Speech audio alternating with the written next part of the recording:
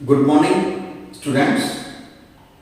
आज हम chapter number 6 को लेने जा रहे हैं, tissues.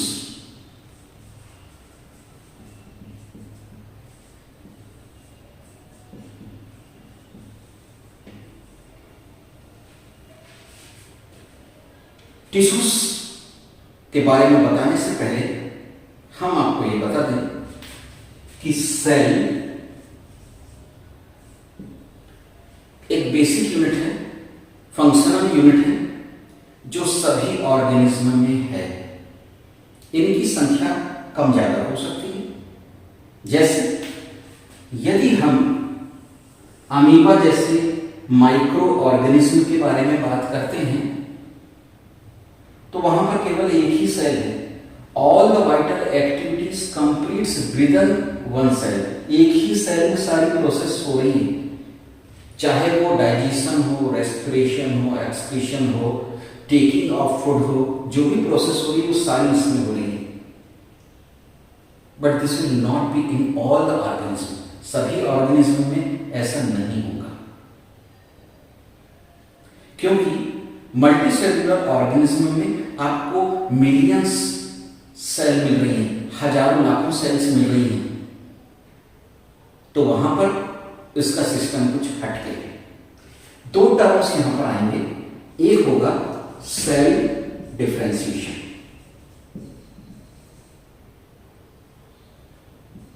Sales have great variation in shape, size, structure and function. यानी सेल जो है वो कई शेप में हो सकती है, कई साइज में हो सकती है, इनकी स्ट्रक्चर अलग हो सकती है, इनके फंक्शन अलग हो सकते हैं। तो सेल डिफरेंशिएशन के द्वारा सेल स्पेशलाइज्ड हो जाती है किसी खास फंक्शन को करने के हिसाब से,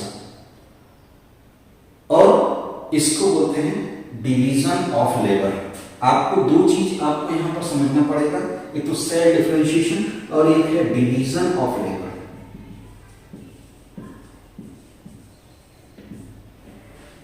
श्रम विभाजन। और ये चीज आपको देखने को मिल रही है मल्टी सेलुलर ऑर्गेनिज्म में, क्योंकि यहां पर बहुत सारी सेल्स हैं, तो कुछ सेल्स को एक पर्टिकुलर फंक्शन के लिए, एक पर्टिकुलर कार्य के लिए निर्धारित कर दिया गया है। हमारे मन में यह सवाल उठता होगा कि जब all the vital activities completes within single cell, जब इसमें ही हो रहा है, यहीं पर डाइजेशन हो रहा है, यहीं पर रेस्पिरेशन हो रहा है ना, इतना सिंपल है तो इतना कॉम्प्लिकेशन की जरूरत क्या है। देखिए, किसी भी कार्य को बहुत अच्छे से कर रहे हैं यहाँ पे जो सेल्स, तो सेल्स का जो ग्रुप है ना, वो एक फंक्शन को कर रहा है तो वेल मैनर्ड तरीके से कर पाएगा, बहुत अच्छे से कर पाएगा, और इसके लिए वहां पर व्यवस्थाएं हैं, और इसलिए हमने उसको कहा है डिवीजन ऑफ लेबर, श्रम विभाजन। इसलिए तो जब आप देखते हैं कि हम यदि किसी सिस्टम के बारे में बात करते हैं, मान लो ह्यूमन बीइंग के केस में डाइजेस्टिव सिस्टम के बारे में बात कर रहे हैं, तो डाइजेस्टिव सिस्टम में अलग अलग तरीके से जो सेल्स के फंक्शंस या कार्य निर्धारित हुए उनको हम देखते हैं। ठीक है, ये बात वहां पर क्लियर होती है। तो हमको ये दो पॉइंट्स को ध्यान देना। अब देखते हैं डाइवर्सिटी इन टिश्यूज। प्लांट्स और एनिमल्स के केस में अलग अलग देखना हमारे लिए अच्छा होगा।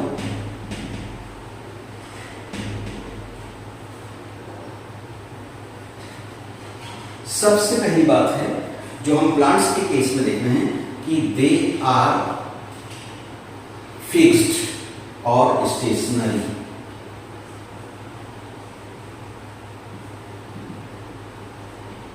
फिक्स्ड और स्टेशनरी। पर एनिमल के केस में ऐसा नहीं है। एनिमल में तो अलग अलग कार्यों के लिए उनको एक जगह से दूसरी जगह जाना पड़ेगा। तो यहां पर हम बोलते हैं नॉट फिक्स्ड और नॉट स्टेशनरी। जाना होगा अलग अलग उद्देश्यों की पूर्ति के लिए, चाहे वो in search of food, shelter, या फिर रिप्रोडक्शन, या फिर कोई और कार्य हो जिसके लिए उनको देखना पड़ेगा। दूसरी बात आती है कि जो प्लांट से संबंधित टिश्यूज होते हैं mostly they are supportive in nature, mostly tissues are supportive in nature.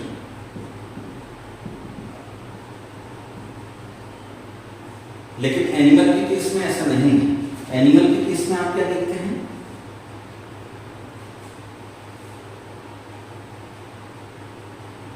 कि दे प्रोवाइड्स एनर्जी, ये एनर्जी को प्रोवाइड करते हैं जिससे कि लोकोमोशन और ग्रोथ जैसी आवश्यकताएं हो सके। ठीक है, पूरी दे प्रोवाइड्स एनर्जी, एनर्जी को प्रोवाइड करते हैं टू परफॉर्म लोकोमोशन और ग्रोथ। ये प्रोवाइड करने की इनकी अपनी व्यवस्थाएं होती है। तीसरी बात हम देखते हैं कि प्लांट में जो ग्रोइंग पार्ट है वो डीमार्केटेड रहते हैं। इसका मतलब ये हुआ कि प्लांट में ग्रोथ के जो रीजन होते हैं वो निश्चित हैं। इसलिए तो जब हम आगे देखेंगे तो आप टिश्यूज की दो कैटेगरी को देखते हैं, मेरिस्टेमेटिक टिश्यू और परमानेंट टिश्यू। जो डिवाइडिंग टिश्यूज हैं वो अलग है। तो क्लियर डिमार्केशन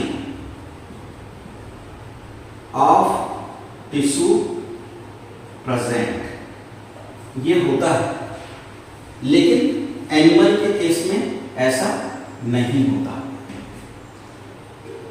ठीक,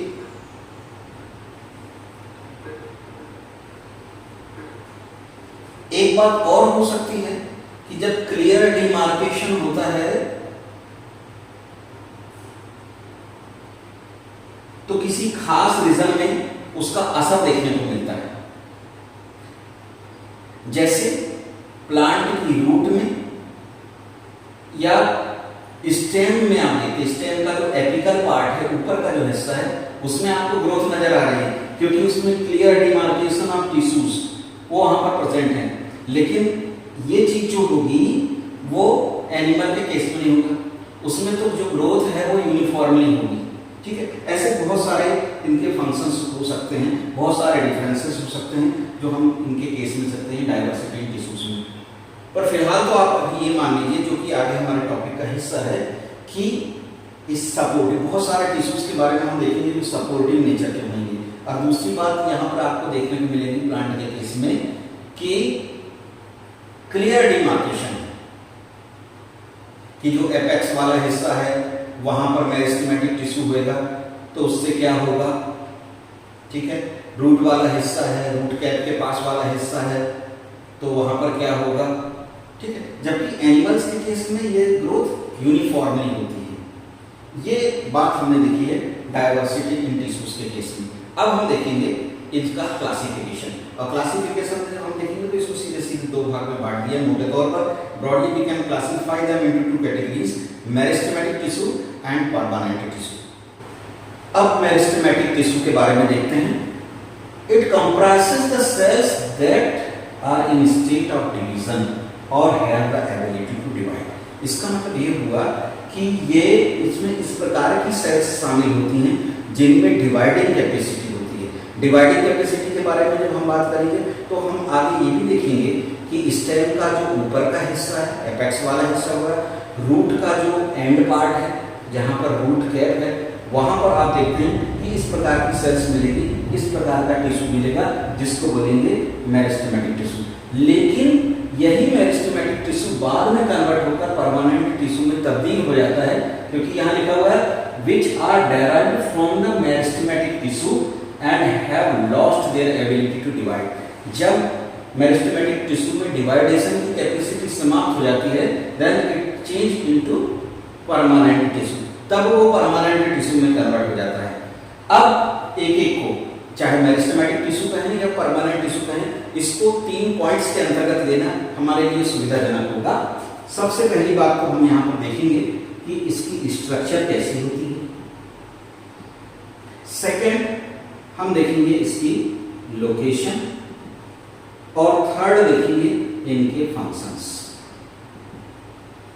ये पॉइंट वाइज बनाने का पर्पस क्या है, इस पॉइंट से लिखने से होगा क्या, ये हमारे लिए याद करने में आसानी होगी, हमको समझने में आसानी होगी, इसलिए हमने इन पॉइंट्स को लिया हुआ है और हम ग्रेजुअली क्रमशः इनके बारे में देखते हैं। सबसे पहले पॉइंट लेंगे हम स्ट्रक्चर, और ये वाला हिस्सा बाद में लिया जाएगा, ठीक है। तो सबसे पहले हम यहाँ पर देखते हैं मेरिस्टेमेटिक टिश्यू की स्ट्रक्चर। थिन वॉल्ड, इन सेल्स की वॉल थिन होती है, हमने यहाँ लिख दिया थिन वॉल्ड। डायग्राम के माध्यम से भी हम देखेंगे। फिर अनडिफरेंशिएटेड,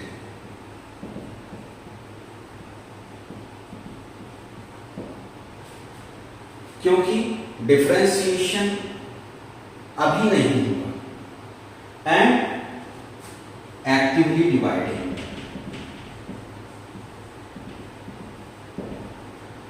सक्रियता से डिवाइड होती है, एक बात ये होगी। सेकेंड पॉइंट लेते हैं मेरिस्टेमेटिक टिश्यू के केस में कि जो इनकी सेल्स होती हैं they may be spherical, cells may be spherical, oval, या तो स्फेरिकल होगी, ओवल होगी, और पॉलीगोनल।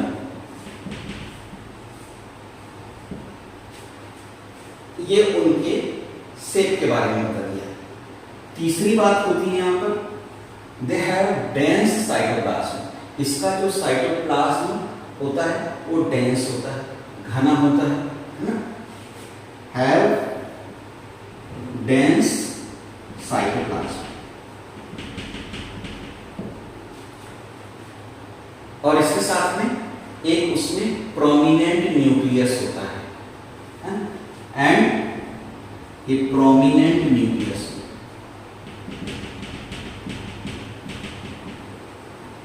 क्लियर, ये बात हो गई। फिर यहां पर हम देखते हैं कि वैक्यूल्स जो होती हैं, जो मेरिस्टेमेटिक टिश्यू के केस में ये एब्सेंट होती है। कभी कभार यदि आपको देखने को मिल भी जाए तो ये बहुत स्मॉल होती हैं, है ना। तो हम तो वैसे ये कहना चाहेंगे कि वैक्यूल्स रिमेन्स एब्सेंट, ये तो एब्सेंट होती है, और यदि हैं तो बहुत ही छोटा साइज होगा और वेरी स्मॉल इन साइज।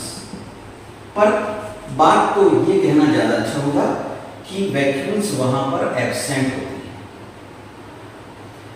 चौथी के बाद पांचवी बात यहां पर हमको यहां ध्यान देनी है कि सेल्स जो होती है यहां पर, है ना, इनके बीच में इंटरसेल्युलर स्पेस होता है या नहीं होता है, ये वाली बात हम देखते हैं। सेल्स आर कॉम्पैक्ट स्ट्रक्चर, ये सेल्स यहां पर सेल्स आर कॉम्पैक्ट स्ट्रक्चर। ये हो गई स्ट्रक्चर के बारे में बात। अब हम देखते हैं इनकी लोकेशन कहां होती है। ठीक, लोकेशन को देखने के लिए हमको एक डायग्राम की हेल्प लेनी होगी, और वो डायग्राम कुछ इस तरीके से होगा। यहां पर देखिए, मैं आपको सिंपल डायग्राम के माध्यम से बताता हूं। यदि ये मान लो कोई स्टेम है और इसके साथ में अटैच्ड ये लीव्स, ये देखिए आप, जो मैं यहां पर बता रहा हूं आपको, इनको लीव्स बोल रहे हैं। एक लीव्स हमने मान लो यहां पर इस तरीके से दिखाने की कोशिश की गई है। तो जो मेरिस्टेमेटिक टिश्यू है वो तीन प्रकार का है ना, तीन प्रकार का मेरिस्टेमेटिक टिश्यू है। सबसे पहली बात को हम यहां देखते हैं, ये ऊपर का जो हिस्सा आपको देख रहे हैं, यहां इसको मैंने डार्क रंग से बनाया है, ये है apical meristem. Apical meristem Hindi में इसको बोलते हैं शीर्षस्थ विभज्योतक या शीर्षस्थ मेरिस्टेम या एपिकल मेरिस्टेम, जो टॉप में है। यहां पर जो सेल्स है वो इस प्रकार की होती है। दूसरी बात आती है जिसको बोलेंगे इंटरकैलर, ये पहले प्रकार है मेरिस्टेमेटिक टिश्यू में, पहली कैटेगरी है। दूसरी कैटेगरी के बारे में जब मैं आपको बता रहा हूं वो है इंटरकैलरी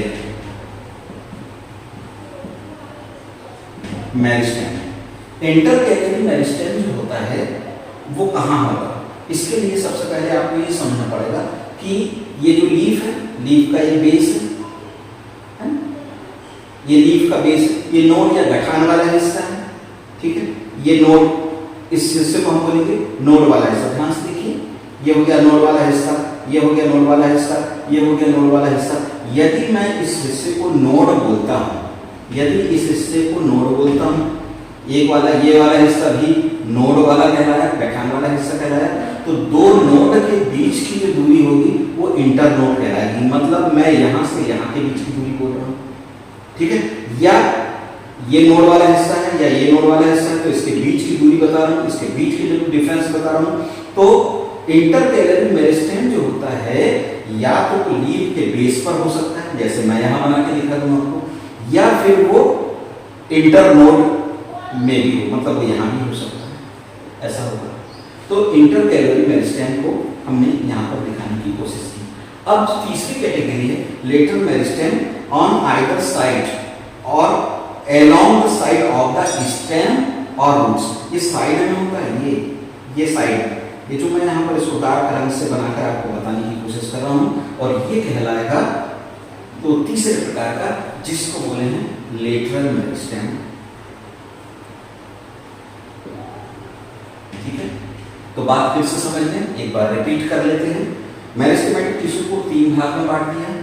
एपिकल मेरिस्टेम, ये एपेक्स में, ऊपर शिखर वाले हिस्से में, ये जो सेक्शन है ना, या ये जो हमको बताया गया है, ये स्टेम के बारे में बताया है। यदि यही चीज रूट के केस में होती तो रूट में भी हमको ये चीजें देखने को मिलती, ठीक है। अभी हम उसके बारे में बाद में बात करेंगे। आपको यहाँ पर क्लियर हो गया होगा निश्चित तौर पे ये तीनों प्रकार के बारे में। अब इन तीनों के फंक्शंस को भी हम यहाँ पर देखते हैं। यदि हम थोड़ी देर के लिए देखना चाहें कि क्या होता होगा रूट के केस में, तो चलिए उसको हम देख भी लेते हैं। यदि मान लो ये रूट का पोर्शन है, ये रूट वाला पोर्शन है, तो रूट में ये ऊपर की तरफ में सबसे टॉप में ये होती है रूट कैप, सबसे टॉप में यहाँ पर होती है रूट कैप। तो एपिकल मेरिस्टेम की लोकेशन कहाँ हो गई, इस जगह पर हो गई, जिसको मैं आपको यहाँ ब्लैक कलर के दिखाया, वो हुआ एपिकल मेरिस्टेम। ये हो गया आपका एपिकल मेरिस्टेम, ठीक है। फिर इसके थोड़े और ऊपर में देखें तो आप देखेंगे सेल ऑफ इलोंगेशन और सेल ऑफ मैच्योरेशन, है ना, या सेल डिफरेंशिएशन एरिया, जो ऊपर की तरफ आपको दिखाई दे रहा है। इस तरीके से आपको ये बात यहाँ पर समझनी होगी। खैर, ये तो थी इसकी स्ट्रक्चर और लोकेशन के बारे में बात की। अब इनके फंक्शंस के बारे में हम बात करते हैं कि मेरिस्टेमेटिक टिश्यू के फंक्शंस क्या क्या होते हैं। ये बहुत इंपॉर्टेंट है, ध्यान देंगे आप। सबसे पहली बात है कि मेरिस्टेमेटिक टिश्यू में जो एपिकल मेरिस्टेम है, जो ऊपर में था, एपेक्स में था, उसका फंक्शन क्या होगा, उसका फंक्शन होगा इसकी मदद से, है ना।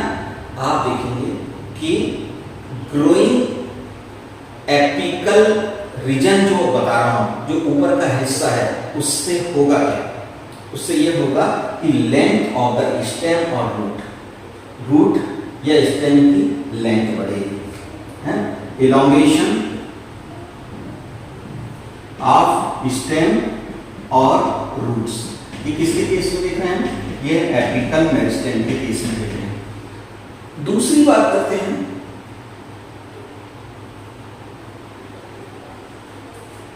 सेकेंड बात करते हैं इंटरकैलरी मेरिस्टेम। इससे भी आप देखते हैं कि, है ना, इलोंगेशन ऑफ स्टेम, इसमें इंटरकैलरी। फिर थर्ड जो है इसको बोलते हैं,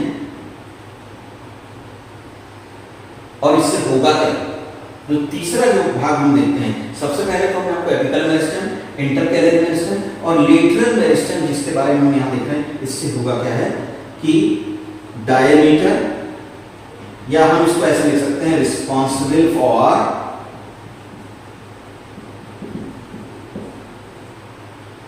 गिर्थ, गिर्द का मतलब है परिधि या घेरा, और डायमीटर, ये स्टेम के डायमीटर या घेरा या परिधि के लिए रिस्पॉन्सिबल है ये चीज।